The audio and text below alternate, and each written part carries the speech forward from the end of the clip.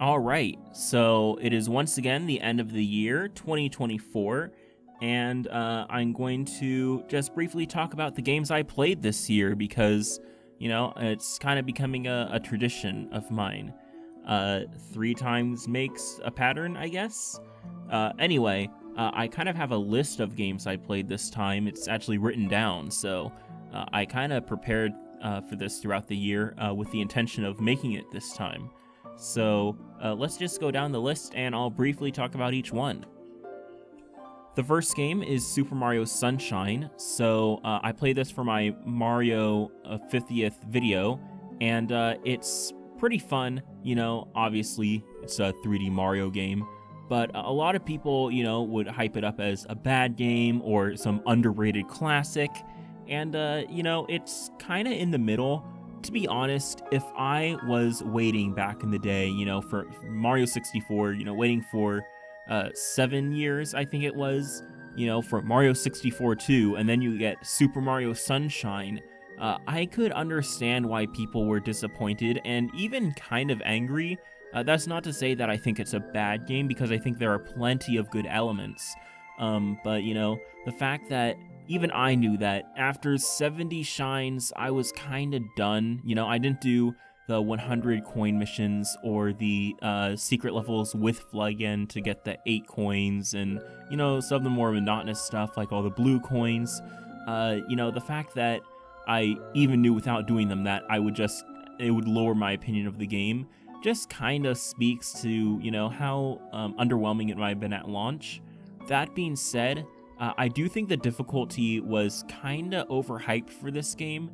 I kind of mentioned this in the video again.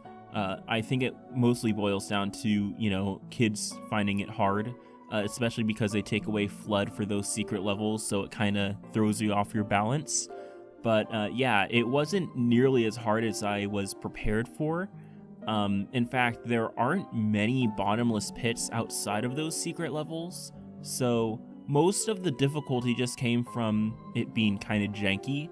But even then, like, the Watermelon Festival, everyone was like talking about online how it is like the most nonsense mission ever and how it's just gonna pop at the slightest touch. And then meanwhile, I'm just like throwing it down the mountain across the beach. It's perfectly fine. It took me like three tries, I think, to get that mission. So I just don't really get all the complaints people have. But then again, I only played half the game. And so I'm probably, looking at it as a more positive perspective than a lot of people, which is kind of weird to say considering, I just spent the past couple minutes kind of nitpicking it. So yeah. Next up is Zelda Phantom Hourglass.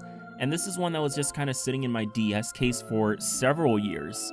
The reason I decided to play it finally was just because, I figured it was time to play another 2D Zelda, since I had played Oracle of Seasons and I really like that, and I like the Wind Waker, and Phantom Hourglass is a sequel to the Wind Waker, so might as well, right? The only thing I really knew besides that is that there was the the Palace of the Ocean King, and people apparently didn't like it. So I tried it, and it wasn't as bad as I expected. Like, yeah, it got a little annoying when you had to go in there time after time, but you get items to progress through the dungeon faster, and it was really about, speeding your way through the older puzzles so that you'd have more time to complete the new puzzles, and I thought that was a kind of cool element to it. It wasn't, the best, Zelda dungeon by far, but, it wasn't terrible in my opinion. I have a feeling that will probably be unpopular. But I do feel like the dungeons overall were kind of lacking. I don't really see anyone else talking about this, but, they all seem really short. The puzzles seem super easy. Like, a lot of the enemies, I remember there was one that was just like, blow into the mic, and then, like, its weak spot is just exposed, so, you can just slash it from there. And, other stuff like that. The boomerang is kind of a cool, novelty in this game because you can draw its path. That was pretty cool. But other than that, like, The items I don't really remember too much. I think there was a hook shot and you could like walk on a rope you made or something. That was kind of cool. But like I'm just kind of struggling to remember a lot of the dungeons besides like the volcano and the ice dungeon. But you know, it was almost a year ago, but even still, I feel like I would remember more dungeons, you know, but just kind of surprising. Anyway, next up was FC24. I only played this for a few hours on the NSO game trial, but I feel like I got a proper grasp on the game anyway. So it's a game that I enjoyed well enough. You know, if I went over to a friend's house and they wanted to play a match, sure, I'll play. But, you know, it isn't anything I'd go out on my way to get, let alone every year. Maybe, you know, if I find it in like a bargain bin somewhere and, you know, just want a version to play, you know, that's not necessarily the newest, sure, maybe I'll pick it up on the Switch, but it just isn't really my type of game, mostly because I like the Mario type of, you know, sports games. I like the explosions and, you know, stuff like that. And so when you can't like lightly bump into another player without getting a yellow card, you know, maybe that just shows my knowledge of soccer. But yeah. Anyway, speaking of Mario Sports, is Mario Tennis on the Game Boy Color. And a lot of people were hyping this up, saying, oh, it's one of the best Mario Sports games ever. It's kind of like Toadstool Tour in that way, where everyone strangely just decided that this one was one of the best versions, except it was because of the single-player RPG this time. And there were actually two campaigns, one for single, one for double, although they're basically identical. And yeah, it was fine, you know. I feel like it was kind of overhyped because even when like Mario Tennis Aces came out, I remember certain people saying like, oh, you know, it could be like the Game Boy Color, you know, the RPG system isn't nearly as good. And like, yeah, I mean, you don't invest in quite as many stats, but I feel like it's just as repetitive on the Game Boy Color, so I don't exactly see why people call it the best. Maybe I'm missing something, you know, obviously I didn't play it multiplayer, but I didn't really think too much of it. I completed both campaigns, and yeah, I moved on, and I probably won't really look back. Next up is Deltarune Chapter 2. And this was one where I was kind of holding off on it for a couple years just because I played Undertale and I enjoyed it. I played Deltarune Chapter 1 and it was pretty good. And then Deltarune Chapter 2 was still pretty good. You know, the music is excellent. The battle system is fun enough, but I don't know. I think I just got my Undertale fix. That and everyone's been talking about it for 10 years now, you know? So the charm is starting to wear off, in my opinion. But maybe that's just me. Maybe he'll fix it up after Chapter 3 or something, but we'll see. Anyway, next up is Mario U. I'm just kind of noticing this. A lot of Mario games that I just had blind spots that I was filling out this year. So Mario Bros. U in this case was one where I actually started it and played almost up to Bowser's Castle, but at the time my Wii U was prone to corrupting save data, and it happened on Mario Bros. U.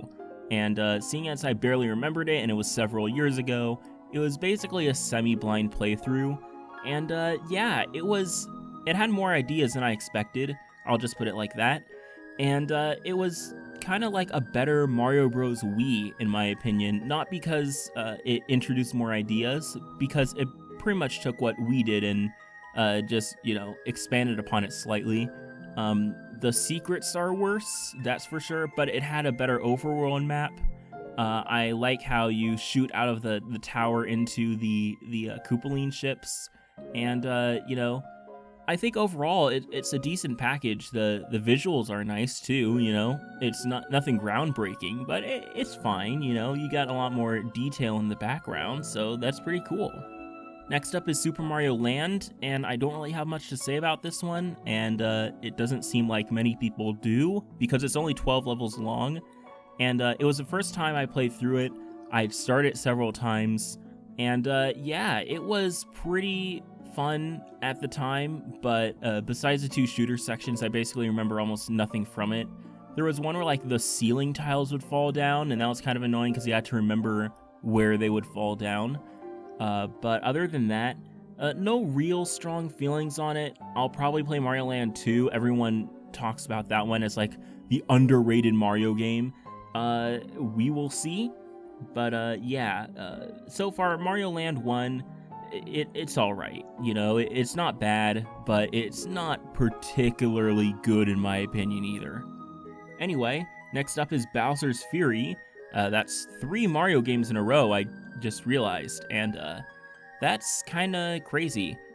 This one came about because I was just finishing up my Mario my 5th anniversary video, and it was just kind of a thing I mentioned at the beginning at one point, and it would have been nice to have footage, so I decided to try it out, and, decide to give it a shot, and in the end, I did agree about not including it in my video. I feel like I made the right choice. I would have revised the script otherwise, but, it was just kind of a thing where it was just pretty short, and cleaning up toward the end got kind of tedious, despite only being 100 shines long. But maybe that was just me. Maybe I tend to be, a bit more impatient, so I'm fully willing to admit that maybe a lot of people didn't have that experience. The funny thing is that a lot of people were saying, oh, why doesn't Mario become like this? I want all future Marios to be like this. But the idea is that you're returning to these islands and it's a different mission each time, which is kind of the same as Mario 64 or Galaxy, or even like Sunshine, So, obviously it references Sunshine a lot, as much as it references 3D World, but the only difference is that you can just go between the islands seamlessly, and yeah, that's a cool idea, and if they did it again, I wouldn't be too mad, but it kind of makes the adventure feel a little less magical, I guess. I mean, it is still magical, but maybe not as grand, as something like Mario 64, where you're jumping into these paintings to these completely different biomes, as opposed to there's a lava island, there's an ice island, there's a metallic island, I think. It's there, but I just kind of feel like it's a prototype, and it's a prototype for something that already kind of existed, besides, the sailing, and I don't feel like that's a key factor that's, to be included in any future Mario game. Anyway, I kind of rambled on there, but next up is Astral Chain, and this was one that I remember seeing in E3 2019, and remember it looked pretty cool. It's kind of like an real-time action game where you have your monster that you are chained to, and it's attacking the monster, and you're attacking the monster with either an axe or a gun or a sword, and it's cyberpunk themed, and it's really fun. It's kind of what I call the mash buttons and win type of game. You can definitely get by on just D ranks, and you won't be, losing out too much on the experience, but it is kind of rewarding to go back and get high scores, That's where the main appeal of the game is, because, there's only so many missions in the game, and it's clear you're meant to replay them and do side content as well. Anyway, next up is Mario Luigi U, and I purposely kind of spaced this out from Mario U just because I just wanted to give it a break. Did I call it Mario Luigi U? Luigi Bros... No, it's just Luigi U. Anyway, it's Super Luigi U. That's the full name. It's basically, the DLC pack, and everyone was saying, oh, it's the best new Super Mario Bros. You gotta play it, play it over Mario U. And, yeah, it's different, but I can't remember it even much more than Mario Bros. U. I remember, each level is 100 seconds long. That's pretty cool, but besides, some of the more iconic stuff, like the fire bars at the end, I think it's in the Star World, and a couple others, it just kind of felt like a reuse of the level themes and ideas, and slightly remixed, and I don't know, it just didn't do too much for me, I again, had my fun with it, but I almost enjoyed the new experience of Mario Bros. U, because you were exploring new worlds and new level ideas, even if some of them had, rehashed uses from, previous games, it was still a bit of a newer experience than Super Luigi U. That said, I think both are fine.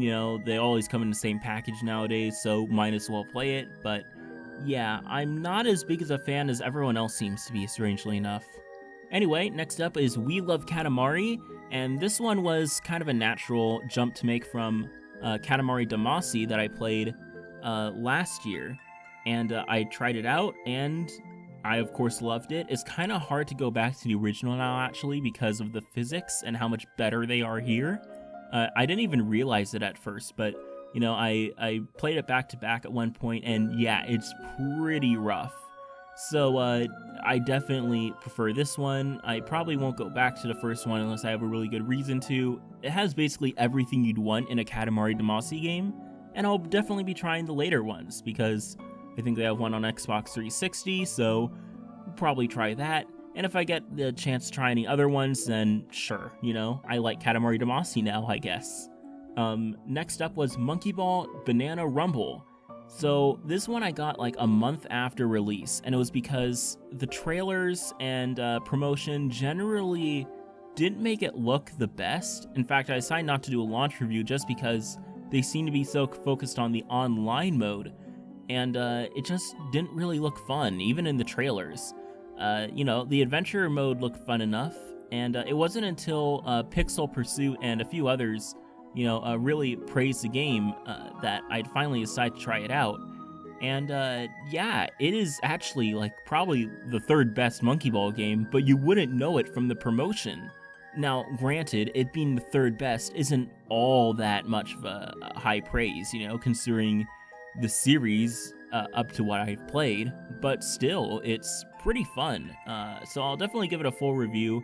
My biggest complaint is that it's a live service model, so, in order to collect customization items, you need to play for about 4 hours every 2 weeks, and that's just kind of feels like a chore because, again, the online mode isn't that fun. But at the same time, I'm also kind of at a completionist mindset for Monkey Ball, so yeah, I play it anyway, even if I'm not always having the most fun, but that critique is for later. Next up is Link to the Past, and Link to the Past was kind of, the 2D Zelda game to play. It inspired the rest of the series. It kind of made a huge jump from Zelda 1 and 2, so obviously a lot of people have nostalgia for it, and people, they even made a sequel to that game on a 3DS, so it must have been good. So I tried it, and it's kind of funny because Oracle of Seasons, my biggest problem was I go to the dungeons, I had a blast, and then the overworld was just kind of boring. And, I just wanted to start the next dungeon. I didn't really look for stuff to do in between. Whereas Link to the Past, the overworld was really cool, but I don't really have much to say about any of the dungeons. There was the one that was like the Thieves' Hideout, where you had to throw a bomb over a wall, and I had to look that up because I think it was the only time you had to use that mechanic in the entire game. There was another one where there was like a cave system full of wall masters. That was kind of annoying. And there was the ice one, which I liked the theme. I really liked the puzzle at the end, even though I'm kind of mad that I didn't figure it out on my own. I had to look it up. But, I just was feeling kind of impatient that day, and I have no one to really blame but myself. Anyway, Link to the Past left me with a pretty positive impression, but it was just, another 2D Zelda game. I think I almost prefer Oracle of Seasons, strangely enough, so I kind of want to play Oracle of Ages now, because I wonder if I'm going to enjoy the dungeons as much as I did in Link to Oracle of Seasons. So that'll be interesting. Anyway, next up is Mario Bros. Wonder, and this was one I got because I basically had one of those tickets from buying Tears of the Kingdom, and yeah, it's definitely pretty fun. But the one thing I'll say is, I think I just am not getting the same enjoyment out of Mario games now as I did, with growing up with the new Super Mario Bros. Series. I kind of expected it looking at the footage, but I didn't piece it together until I had finished playing the game, and I enjoyed it, but I didn't enjoy it particularly more than many other Mario games. The Wonder Flowers made it unique, definitely, but in terms of, being a massive step forward in quality, I don't really feel that much of an urge to play Mario Wonder over a new Super Mario Bros. Game, which is weird to say because I feel like I should, and I kind of want to feel that way because that's what everyone else is feeling. But I guess I just don't.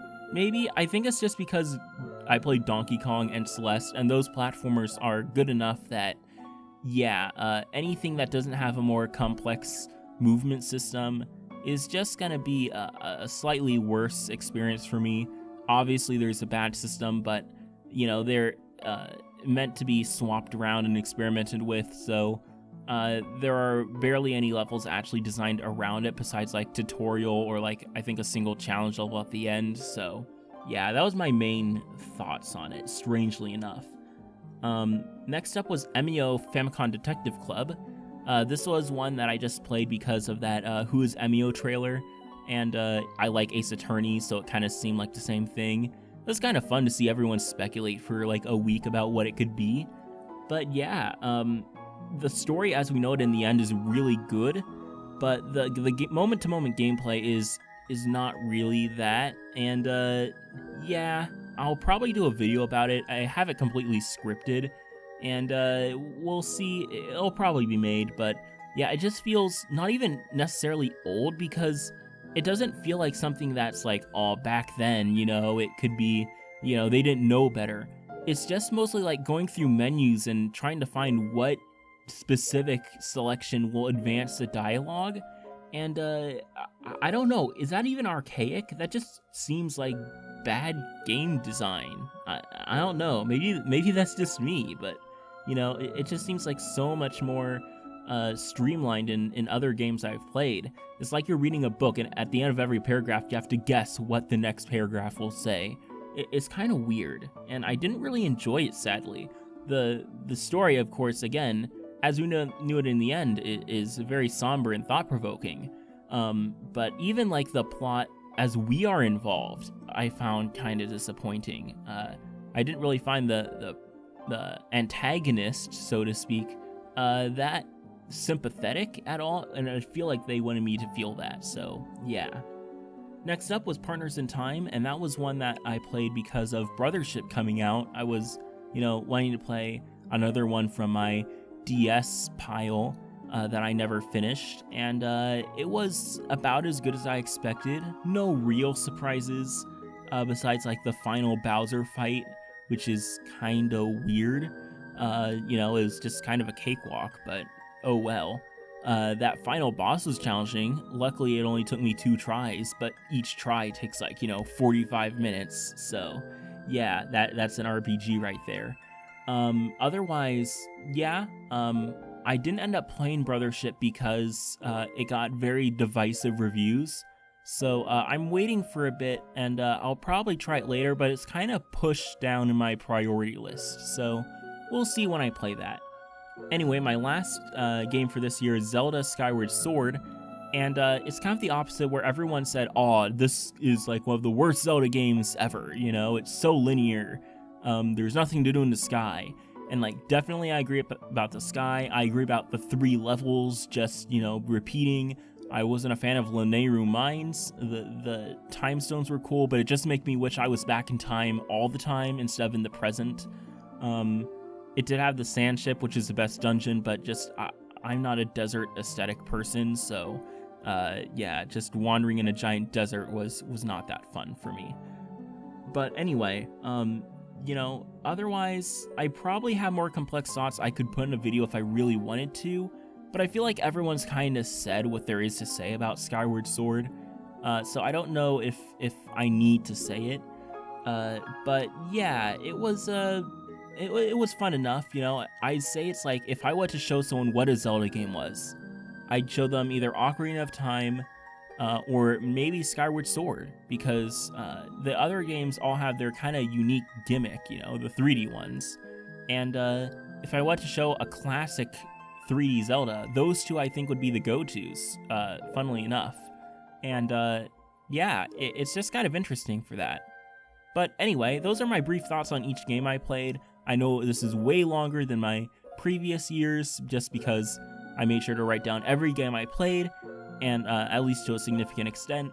And yeah, I guess I'm an opinionated person. But anyway, New Year's fast approaching as I record this, so I gotta just wrap it up. So Happy New Year's to everyone listening to this, both of you, I'm sure. And I'll talk to you later.